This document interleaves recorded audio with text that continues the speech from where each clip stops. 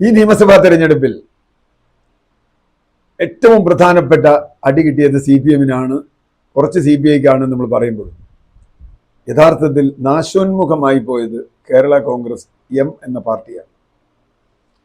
Kerala Congress M മാണിയുടെ ലെഗസിയാണ് അവകാശപ്പെടുന്നത്. Jose K Mani മകനാണ്. ആ പാർട്ടി തെരഞ്ഞെടുപ്പിന് തൊട്ട് മുമ്പ് വലിയ ചർച്ചകൾ നടന്നു. ഒരു ഘട്ടത്തിൽ അത് UDF-ലേക്ക് വരുന്നു എന്നുവരെ അതിന് വാർത്തകളുണ്ടായി. നമ്മൾ കണ്ടു, പാർട്ടിക്കകത്ത് തർക്കം വന്നു. UDF-ലേക്ക് വരുന്നതിനെതിരെ നിന്നത് റോഷി അഗസ്റ്റിനാണ്. ജയരാജന് വരണ്ടാന്നുണ്ടായിരുന്നു. അപ്പം ജയരാജനും റാന്നിയിലെ ഇദ്ദേഹവും മാത്രമാണ് റോഷി അഗസ്റ്റിൻ്റെ കൂടെ നിന്നത്. ബാക്കി പലർക്കും പോയാലും കുഴപ്പമില്ല എന്നുണ്ടായി. പക്ഷേ അവസാനം ഉറച്ചു നിന്നു. റോഷി അഗസ്റ്റിൻ ജോസ് കെ മാണിയെ ഇവിടെ മത്സരിപ്പിക്കാൻ, പാലയിൽ മത്സരിക്കണം, ജോസ് കെ മാണി പാലയിൽ തന്നെയാണ് വേണ്ടത് എന്ന് പബ്ലിക്കായി പറഞ്ഞതുമായി ബന്ധപ്പെട്ട ചില തർക്കങ്ങൾ നമ്മുടെ മുമ്പിലുണ്ടായി. ഏതായാലും അന്തിമമായി 2 ഇല കരിഞ്ഞുപോയി എന്ന് പറയേണ്ടി വരും. 2 ഇലയാണല്ലോ ഒരു ചിഹ്നം.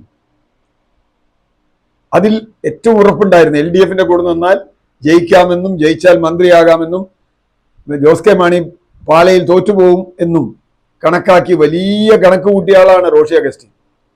പക്ഷെ അവസാനം സംഭവിച്ചത് എന്താ? ദയനീയമായി തോറ്റ റോഷി അഗസ്റ്റിൻ, ദയനീയമായി.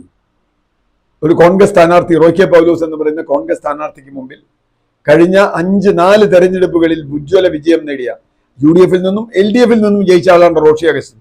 അതുകൊണ്ട് പലരും പറഞ്ഞു റോഷി അഗസ്റ്റിന് നല്ല ഇലക്ഷൻ മാനേജ്മെന്റ് ഉണ്ട്, എങ്ങനെ വേണമെങ്കിലും ജയിക്കും എന്നൊക്കെ പറഞ്ഞു. എന്ത് സംഭവിച്ചു? റോഷി അഗസ്റ്റിൻ ദയനീയമായി പരാജയപ്പെടുന്നു. റോഷി അഗസ്റ്റിൻ മാത്രമല്ല, ബാക്കി കൊളാറ്ററൽ ഡാമേജാണ്. അവരുടെ എല്ലാ മണ്ഡലങ്ങളും പരാജയപ്പെടുന്നു.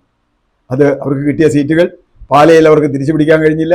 പൂഞ്ഞാറിൽ കഴിഞ്ഞവിടെ രക്ഷപ്പെട്ട സീറ്റ് പോയി, ചങ്ങനാശ്ശേരിയിൽ രക്ഷപ്പെട്ട സീറ്റ് പോയി, റാന്നിയിൽ ഉണ്ടായിരുന്ന സീറ്റ് പോയി.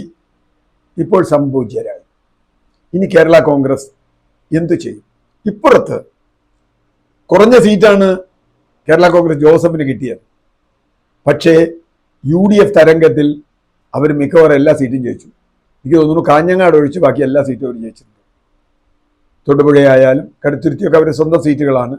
മറ്റ് സീറ്റുകളിലും അവർ ഉജ്ജ്വലമായ കുട്ടനാട് അടക്കം വലിയ വിജയം നേടി. ഇപ്പം യഥാർത്ഥ കേരള കോൺഗ്രസ് ജോസഫ് കേരള കോൺഗ്രസ് ആണ് എന്ന് വരുന്ന അവസ്ഥയിലേക്ക് വന്നു. ബാക്കി ഉണ്ടായിരുന്ന ഒരു ആന്റണി രാജുവിന്റെ കേരള കോൺഗ്രസ് ജെട്ടി കേസിൽ പോയി. ഇനി ഉണ്ടായിരുന്ന അവസാനം പിള്ള കോൺഗ്രസ് ബി, അതിൻ്റെയും അന്ത്യം കണ്ടു. പത്തനാപുരത്ത് ഗണേഷ് കുമാർ എന്ന സിനിമാ താരവും, ഞാൻ അദ്ദേഹത്തെക്കുറിച്ച് വേറെ ഒന്നും പറയുന്നില്ല, അദ്ദേഹവും ദയനീയമായി പരാജയപ്പെട്ടു. അപ്പം ഇനി ഒരു കേരള കോൺഗ്രസേ ഉള്ളൂ. ഇപ്പോൾ ബാക്കി കേരള കോൺഗ്രസുകളൊന്നും നിയമസഭയിലില്ല. അത് ജോസഫിൻ്റെ കീഴിലുള്ള കേരള കോൺഗ്രസ്സാണ്.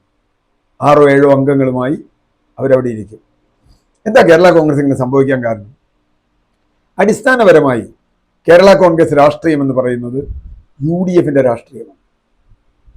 ഈ തെരഞ്ഞെടുപ്പിൽ UDF-നോട് ഒപ്പമായിരുന്നു കേരളത്തിലെ, പ്രത്യേകിച്ചും കേരള കോൺഗ്രസിനെ ഇഷ്ടപ്പെടുന്ന ജനവിഭാഗങ്ങൾ അധികവും.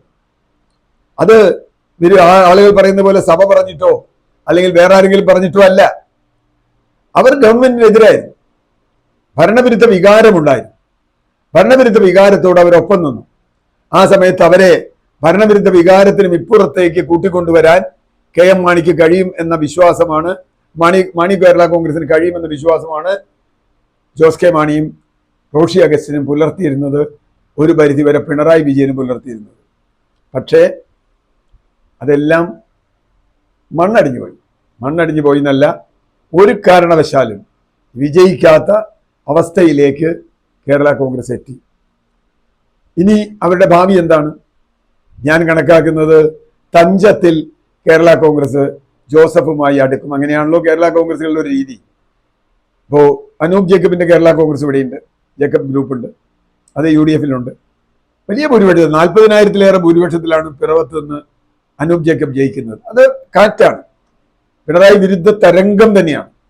ആ തരംഗത്തിൽ ഇനി എന്താണ് സംഭവിക്കാൻ പോകുന്നത്? കേരള കോൺഗ്രസിന് UDF-മായി അടുത്ത് നിൽക്കാൻ കഴിയും.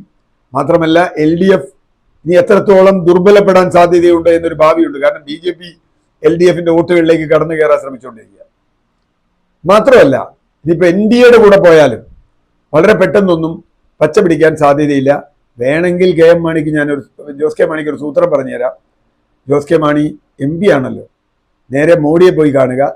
കേരളത്തിൽ നിന്നിപ്പോ ജോർജ് കുര്യനെ പോലെയൊക്കെയുള്ള മന്ത്രിമാരുണ്ടായിട്ട് ഒരു കാര്യമില്ല. കാഞ്ഞിരപ്പള്ളിയൊക്കെ നാശകോശമായി. അദ്ദേഹത്തിന് വേണമെങ്കിൽ രാജ്യസഭാ മെമ്പർ എന്നുള്ള നിലയ്ക്ക് NDAയുടെ കൂടെ നിന്നാൽ ഒരു മന്ത്രിയാവാം കേന്ദ്രത്തിൽ. ഇനിയിപ്പോൾ അതൊക്കെ രക്ഷയുള്ളൂ. അടുത്ത 5 കൊല്ലത്തേക്ക് വേറെ പണിയൊന്നും ചെയ്യാൻ പറ്റില്ലല്ലോ. അതുകൊണ്ട് 4 കൊല്ലം ഇനി അദ്ദേഹത്തിന് MP സ്ഥാനം ഉള്ളത് കൊണ്ട് അത് ചെയ്യാം. അതാണ് കേരള കോൺഗ്രസിന് ചെയ്യാനുള്ള ഭാവി. കേരള കോൺഗ്രസ് എമ്മിന്റെ അന്ത്യകൂദാശ എന്ന് പറയുന്ന രൂപത്തിലുള്ള നാശമാണ് ഉണ്ടായത്. തെറ്റായ രാഷ്ട്രീയ തീരുമാനമാണ് അവരെടുത്തത് എന്ന് അവരുടെ തന്നെ അണികൾ അവരോട് പറയുന്നു.